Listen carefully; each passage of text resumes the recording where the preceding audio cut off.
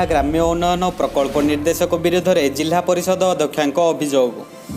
गजपति जिला परिषद अध्यक्षा श्रीमती अनिता राणी बेहेरा तांको जिला ग्राम्य उन्नयन संस्था अणदेखा कर एक सांबादिक सम्मेलन माध्यम अभियोग करछंती।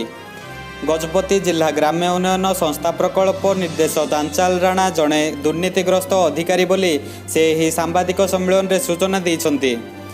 से ग्राम्य उन्नयन विभागर विभिन्न कार्य अनियमितता करने पाई ब्लॉक स्तर रे कार्यकर्ता मानक सहायता नहीं अभियोग करछंती।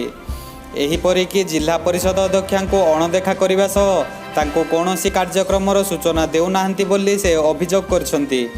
से विभागीय निर्वाही अधिकारी एवं कनिष्ठ जंत्री एवं निर्वाही मंत्री को हाथ करी समस्त कार्यकलाप करुथिबा बेले जिला परिषद अध्यक्षा को संपूर्ण अणदेखा करुथिबार अभियोग होईछि। से मध्य ब्लॉक स्तरीय कार्यक्रम रे जिला परिषद अध्यक्षा को अणदेखा करी निजस्व शैली रे कार्यक्रम करुथिबा अभियोग होईछि। तेबे एही समस्त कार्यक्रम को धरी उच्च स्तरीय तदंत करिबा पई जिला परिषद अध्यक्षा श्रीमती अनिता राणी बेहेरा निवेदन जणाइछंती। एही सांबादिक सम्मेलन रे जिला भाजपार साधारण संपादक जगन्नाथ महापात्र, जिला कृषक मोर्चार सभापति प्रशांत पाल, बारिक जेना, जिला सभापति जी भेंकट रावणा प्रमुख उपस्थित थिले।